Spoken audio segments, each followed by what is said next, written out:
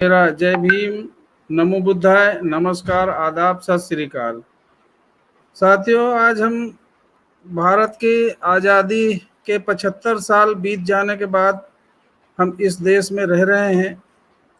तो बाबा साहब और हमारे बहुजन समाज के महानायकों ने इस देश में बराबरी के लिए, सबको समानता का व्यवहार करने के लिए सबके साथ, और एक समता मूलक समाज की स्थापना के लिए संघर्ष किया था।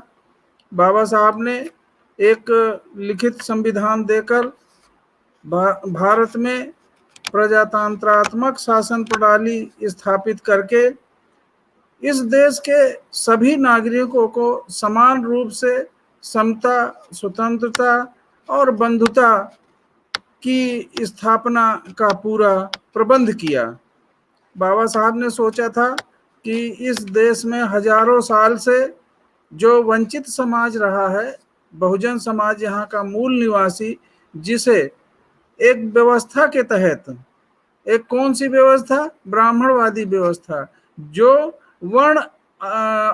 वर्णाश्रम पर आधारित व्यवस्था थी, जिसमें ब्राह्मण, क्षत्रिय, वैश्य और शूद्र चौथे वर्ण को विभिन्न जातियों में 7,000 जातियों में विभाजित कर उसको धर्म के आधार पे प्राकृतिक संसाधनों का बंटवारा करके जो वो वंचित समाज था, वो आज़ादी के बाद भी उसी तरह से वंचित रहा, वंचित रखा गया। यहाँ के जो शासनकर्ता लोग थे, जो एक अल्पसंख्यक समाज के लोग थे, जिन्होंने सत्ता पे कब्जा बनाए रखा, अपना आधिपत्य बनाए रखा। तो जहाँ ये व्यवस्था, जिस देश में 75 साल से आज़ादी के बीत जाने के बाद भी जहाँ गैर बराबरी, असमानता, जातिवाद, छुआछूत और बेरोजगारी, गरीबी, भूखमरी बराबर बरकरार है, वो देश लोकतंत्रात्मक शासन कैसे हो सकता है? अर्थात भारत में एक बहुजन समाज के लोग, अधिक संख्या में रहने वाले लोग, जो यहाँ के मूल निवासी हैं, वो आज भी सत्ता से कोसों दूर हैं। उनकी भागीदारी इन दलों में है जरूर, लेकिन वो गुलाम, लाचार और बेबस की तरह हैं। वो अपने इस बहुजन समाज के लिए जहाँ से वो चुनकर जाते हैं, वो लोग उनके अधिकारों की लड़ाई नहीं लड़ सकते। केवल राजनीतिक रूप से नहीं, राजनीतिक सत्ता तो प्राप्त हो गई, लेकिन अगर समाज में विषमता मौजूद है तो ये राजनीतिक जो आज़ादी है वो किसी काम की नहीं रह जाती है। राजनीतिक आज़ादी का कोई अर्थ नहीं रह जाता अगर सामाजिक विषमता बरकरार है। तो ये जो भारत का संविधान है, कई अर्थों में तो यही लगता है कि यहाँ की सत्तारूढ़ शासकों ने, चाहे कांग्रेस की सरकार रही हो, चाहे बीजेपी की सरकार रही हो, सबने इस देश के लोकतंत्र को, इस देश के संविधान को तोड़ा मरोड़ा है। उसका सही अर्थ में पालन नहीं होने दिया। आज भी लोग गरीब और लाचार, मजदूर, इस तरह से उनके साथ विभेद लगातार जारी है। महिलाओं पर अत्याचार लगातार जारी है। सही अर्थ में लोकतंत्र की स्थापना भारत में नहीं हो पाई है। जो लोग पढ़ लिख के भी, जो इस बहुजन समाज के लोग पढ़ लिख के भी विभिन्न नौकरियों में, बड़ी बड़ी नौकरियों में, आईएएस, आईपीएस और पीसीएस, तमाम इस तरह के पदों पे पहुंच तो गए हैं, लेकिन वो सही अर्थ में जो भारतीय संविधान है उसके अनुसार प्राप्त अधिकारों का प्रयोग इस समाज के हित में नहीं कर पा रहे हैं। तो ये विडंबना इस देश में आज भी स्थापित है।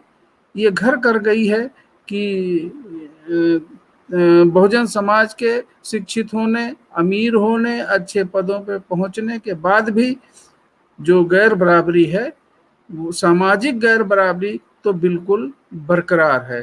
आर्थिक गैर बराबरी भी देश के आज भी ये देश की विडंबना है कि 1% लोगों के पास इस देश की जो संपदा है, 75% संपदा 1% लोगों के पास में है। आज भी जो लोग अमीर हो गए वो अमीर होते जा रहे हैं और जो गरीब हैं वो गरीब होते जा रहे हैं। ये लोकतंत्र के लिए खतरनाक स्थिति है। लोकतंत्र ही नहीं, भारतीय संविधान के लिए खतरनाक स्थिति है। और ये कमी, ये हुआ क्यों, ये क्यों जारी है? बहुजन समाज में एक राजनीतिक चेतना ना पैदा होने के कारण। अगर बहुजन समाज के लोग आज उनको धर्म की जरूरत महसूस हो रही है, मुझे बिल्कुल इसके विरुद्ध यही कहना है कि उन्हें राजनीति की जरूरत होनी चाहिए। सबसे ज्यादा उनको राजनीति में दिलचस्पी लेनी चाहिए कि हमें हमारे हक और अधिकार कैसे मिल सकते हैं, ये गैर बराबरी या समानता कैसे दूर हो सकती है। ये चेतना आनी बहुजन समाज के अंदर, जो इसका विक्टिम है, जो इस व्यवस्था का शिकार वर्ग है, उसे अगर ये बात नहीं, वो नहीं छोड़ना चाहता ये गुलामी और लाचारी भरी जिंदगी, अगर वो नहीं, तो कौन ऐसी ताकत, बाबा साहब कहाँ दोबारा फिर आएंगे, कहाँ उनका जन्म होगा, कौन लोग कर सकता है? अगर जो लोग प्रयासरत हैं इस प्रयास में कि यहाँ एक समता मूलक समाज की स्थापना हो, क्यों लोग उनका साथ नहीं दे रहे हैं? अर्थात बहुजन समाज पार्टी एक महानायकों के सपनों को साकार करने के लिए, समाज में गैर बराबरी को समाप्त करने के लिए, समता मूलक समाज की स्थापना करने के लिए कृत संकल्प है। और उनको जब भी मौका मिला, बहुजन समाज पार्टी को और उनके नेतृत्व को जब भी मौका मिला, उन्होंने इस वर्ग के मान सम्मान की स्थापना के लिए भरपूर प्रयास किया। समाज की मर्यादाओं को, समाज के मूल्यों पे जो धर्म के आधार पे आज भी स्थापित हैं, उनको लोकतंत्र के आधार पे स्थापित करने का प्रयास किया। ये बहुजन समाज का मूवमेंट, ये बहुजन मूवमेंट वाकई इस देश में सही अर्थ में लोकतंत्र की स्थापना कर सकता है, भारतीय संविधान की रक्षा कर सकता है। बहुजन समाज के नौजवान साथियों, पढ़े लिखे साथियों, प्रबुद्ध साथियों, मेरा आपसे अनुरोध है कि आप एक सकारात्मक सोच के साथ इस बहुजन समाज की स्थापना के लिए, बहुजन मूवमेंट को कामयाब होने के लिए, बहुजन समाज पार्टी ही इस समय अपने लक्ष्य को प्राप्त कर सकती है, इस समाज में गैर बराबरी को समाप्त करा सकती है। और जितने लोग हैं जो बहुजन समाज के तमाम दल बना के और समाज को गुमराह कर रहे हैं, जो समाज को समता मूलक समाज नहीं बनने देना चाहते हैं, तो ऐसे लोगों को पहचान करना बहुत आवश्यक है। बहुजन समाज के लोगों को, बहुजन समाज इस देश में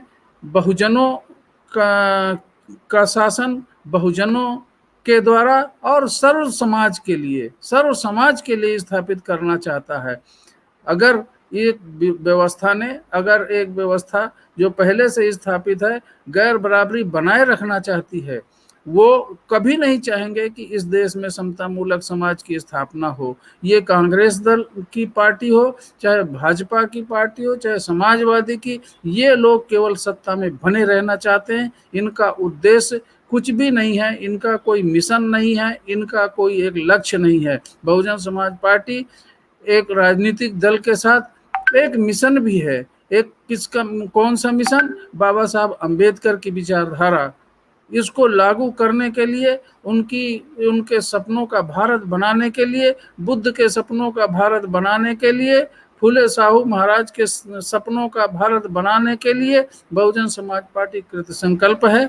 आप सभी बुद्धिजीवी साथियों से अनुरोध है कि इस समाज में गैर बराबरी को खत्म करने के लिए, असमानता को खत्म करने के लिए, समता मूलक समाज की स्थापना के लिए इस बहुजन मूवमेंट में अपने पूरी क्षमता के साथ जुड़कर और इस आंदोलन को सही बनाएं, बहुजन समाज पार्टी का साथ दें। इन्हीं शब्दों के साथ मैं आपको पुनः हार्दिक अभिवादन करते हुए जय भीम, नमो बुद्धाय, नमस्कार।